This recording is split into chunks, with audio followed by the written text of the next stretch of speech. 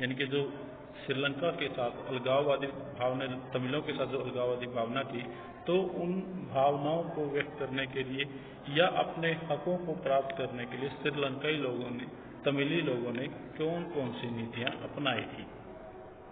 तो इसके लिए क्या किया उन्होंने, श्रीलंकाई तमिलों ने अपनी राजनीतिक पार्टी अपनाई और तमिल को राजभाषा बनाने, क्या क्या मांग थी इनकी, श्रीलंकाई तमिलों की राजनीतिक पार्टी बनाई, तमिल को राजभाषा बनाने, क्षेत्रीय स्वतंत्रता हासिल करने तथा शिक्षा और रोजगार में समान अवसरों की मांग को लेकर संघर्ष किया था। तो ये 3 मांग थी उनकी, तमिल को राजभाषा बनाने, क्षेत्रीय स्वायत्तता और शिक्षा तथा रोजगार के समान अवसर को लेकर संघर्ष किया। किन लोगों ने किया, श्रीलंकाई तमिलों ने। लेकिन तमिलों की आबादी वाले इलाके की स्वायत्तता की उनकी मांग को लगातार नकारा गया था। कि जो उनकी मांग थी कि जो श्रीलंकाई तमिल है, जहाँ पर जिस क्षेत्र में ये रहते थे, इन क्षेत्रों के अंदर जहाँ पर ये तमिल लोग रहते थे, इन क्षेत्रों के अंदर उनकी जो मांग थी, उस मांग को नकारा गया, क्षेत्रीय स्वतंत्रता की मांग को, इसको बार बार नकारा गया था। 1980 के दशक तक उत्तर पूर्वी श्रीलंका में स्वतंत्र तमिल इलम बनाने की मांग को लेकर राजनीतिक संगठन बने। कि जो ये क्षेत्र था, इस क्षेत्र के अंदर एक सरकार, इनकी स्वतंत्र इलम, जिस सरकार को, इलम क्या होता है, तमिल भाषा का अर्थ है और हिंदी में इसका अर्थ है सरकार। तो स्वतंत्र इलम, इनकी एक स्वतंत्र सरकार बनाने की मांग को लेकर राजनीतिक संगठन बनाने शुरू किए थे। श्रीलंका में 2 समुदायों के बीच पारस्परिक असविश्वास ने बड़े टकराव का रूप ले लिया और यह गृह युद्ध में परिणत हुआ। इसका परिणाम क्या हुआ, गृह युद्ध। गृह युद्ध में ये परिणत हो गया। दोनों समुदायों में आपस में अविश्वास बढ़ा। तो गृह युद्ध क्या होता है, यहाँ से 2 नंबर का क्वेश्चन पूछा जाता है, गृह युद्ध किसे कहा जाता है। किसी मुल्क में सरकार विरोधी समूहों की हिंसक लड़ाई ऐसे रूप ले ले कि वह युद्ध सा लगे तो उसे गृह युद्ध कहा जाता है। मतलब कैसी परिस्थिति पैदा हो जाए कि जिससे ये, मतलब ऐसी व्यवस्थाएं बन जाए, ऐसी परिस्थितियां बन जाए कि वो युद्ध का रूप धारण कर लें, तो उसको गृह युद्ध कहा जाता है, जो सरकार के विरुद्ध होता है। परिणाम स्वरूप दोनों पक्षों में, जिसका परिणाम क्या हुआ, दोनों पक्षों के हजारों लोग मारे जा चुके थे, अनेक परिवार अपने मुल्क से भागकर शरणार्थी बन गए, इससे भी कई गुना ज्यादा लोगों की रोजी रोटी चौपट हो गई।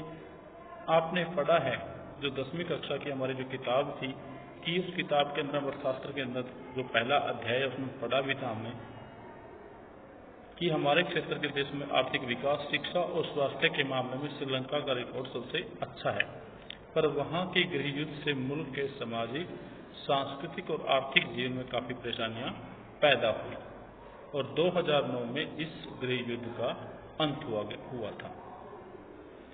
उसके बाद ये तो थी श्रीलंका ने जो नीति अपनाई, बहुसंख्यकवाद की जो नीति अपनाई, उस नीति की वजह से श्रीलंका क्या बन गया, एक गृह युद्ध में परिवर्तित हुआ, जिससे उसे गृह युद्ध का सामना करना पड़ा और जिसका अंत 2009 में हुआ था। उसी प्रकार बेल्जियम ने एक समझदारी दिखाई, श्रीलंका की अपेक्षा जो बेल्जियम ने एक समझदारी दिखाई, जो विश्व के लिए एक मॉडल बना, जिसे लेकर एक क्वेश्चन भी था कि बेल्जियम का राजनीतिक मॉडल क्या था, या कौन कौन से प्रावधान थे जिससे बेल्जियम एक गृह युद्ध की परिस्थिति को टालने में कामयाब हुआ, या फिर बेल्जियम की समझदारी का वर्णन कीजिए। इस तरह के क्वेश्चन यहाँ से लॉन्ग टाइप के क्वेश्चन में आते हैं। बेल्जियम के नेताओं ने श्रीलंका में अलग रास्ता अपनाया। उन्होंने क्या किया, अलग रास्ता से अपनाया था। उन्होंने क्षेत्रीय अंतरों और संस्कृति की विविधता को स्वीकार किया। किसको स्वीकार किया भाई, क्षेत्रीय अंतरों और सांस्कृतिक विभिन्नता को स्वीकार किया। 1970 और 1993 के बीच उन्होंने अपने संविधान में 4 संशोधन किए। कितने संशोधन किए, 4। इस बात के लिए कि देश में रहने वाले किसी भी आदमी को बेगानेपन का एहसास ना हो और सभी मिलजुल कर रह सकें। उन्होंने इसके लिए जो व्यवस्था की वह बहुत ही कल्पनाशील है। तथा कोई और देश ऐसा नहीं कर पाया। बेल्जियम के मॉडल की कुछ मुख्य बातें निम्नलिखित हैं। तो इस प्रावधानों की व्यवस्था को ही बेल्जियम का मॉडल कहा जाता है। जो इसकी मुख्य बातें निम्नलिखित हैं। नंबर 1, संविधान में इस बात का स्पष्ट प्रावधान है कि केंद्र सरकार में डच और फ्रेंची भाषी मंत्रियों की संख्या समान रहेगी। पहला प्रावधान ये किया गया। पहला प्रावधान क्या था कि स्पष्ट कर दिया गया कि केंद्र सरकार में डच और फ्रेंची भाषा मंत्रियों की संख्या समान रहेगी। कुछ विशेष कानून तभी बन सकते हैं जब दोनों समूह के सांसदों का बहुमत उनके पक्ष में हो। इस प्रकार किसी एक समुदाय के लोग एक तरफा फैसले नहीं कर सकते थे। तो यहाँ से 2 नंबर में क्वेश्चन आ जाता है कि ऐसी कौन सी व्यवस्था की गई जिससे बेल्जियम के अंदर जो दोनों समुदाय थे वो एक तरफा फैसला नहीं कर सकते थे। तो उसका हमारा आंसर यही रहेगा, जो ये प्रावधान है कि समान संख्या मंत्रियों की समान संख्या को मान्यता दी गई, और जो विशेष कानून था, विशेष कानून दोनों की सहमति का होना जरूरी था, जिससे कोई भी एक तरफा फैसला नहीं कर सकता था। दूसरा क्या किया गया था, केंद्र सरकार की अनेक शक्तियां देश के 2 इलाकों की क्षेत्रीय सरकारों को सुपुर्द कर दी गई थी। यानी कि जो केंद्र सरकार की शक्तियां थी वो देश के 2 इलाके थे, जो हमने श्रीलंका, जो बेल्जियम के जातीय बनावट के अंदर पड़े थे, फ्लैंडिस और विलोनिया, जो 2 क्षेत्र थे, उनकी सरकारों को सुपुर्द कर दी। सुपुर्द मतलब बांट दी गई थी, यानी कि राज्य सरकार केंद्रीय सरकार के अधीन नहीं गई। तो इसका क्या प्रभाव पड़ा कि जो राज्य सरकार थी अब वो केंद्र सरकार के अधीन नहीं रही थी।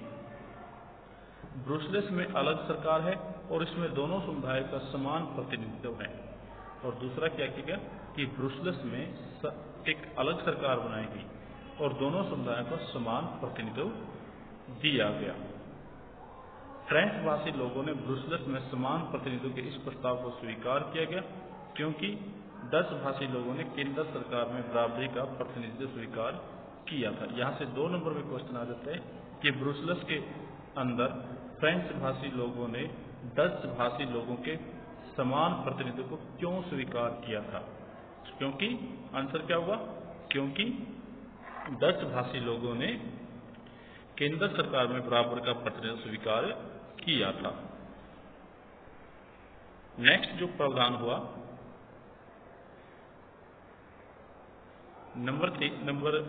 तीसरा जो प्रावधान था,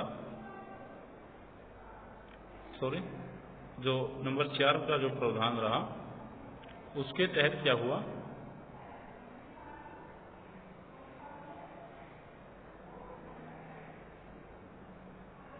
कि यहाँ केंद्र और राज्य सरकारों के अलावा यहाँ एक तीसरे सत्र की सरकार भी काम करती है। यानी कि यहाँ पर तीसरे सत्र की सरकार का गठन किया गया, जिसे सामुदायिक सरकार कहा गया।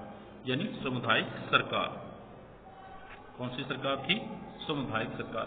और ये 2 नंबर में क्वेश्चन आता है, सामुदायिक सरकार किसे कहते हैं, इसकी कोई एक विशेषता बताइए। इस सरकार का चुनाव, नंबर 4 जो पॉइंट है हमारा, इस सरकार का चुनाव किसी एक ही भाषा बोलने वाले लोग करते हैं। सामुदायिक सरकार किसे कहा जाता है, इस सरकार का चुनाव एक ही भाषा बोलने वाले लोग करते हैं। डच, फ्रेंच और जर्मन बोलने वाले समुदाय के लोग, चाहे वे जहां भी रहते हों, इस समुदाय सरकार को चुनते हैं। और इनकी विशेषता क्या है, इनकी पावर क्या थी, सामुदायिक सरकार की क्या पावर थी, इस सरकार को संस्कृति, शिक्षा और भाषा जैसे मसलों पर फैसला लेने का अधिकार था। आपको बेल्जियम का मॉडल कुछ जटिल लग सकता है, तो ये थे बेल्जियम के मॉडल के प्रावधान, जो प्रावधान उसके अंदर किए थे। और इन्हीं प्रावधानों की वजह से जो बेल्जियम था वो अपने देश के अंदर से गृह युद्ध को टालने में सफल हुआ था। और यही प्रावधान थे जिसकी वजह से जो बेल्जियम के जो प्रावधान थे वो बेल्जियम का मॉडल बन के उभरा, और आने वाले समय में दूसरे देशों ने भी इसका अनुसरण किया था।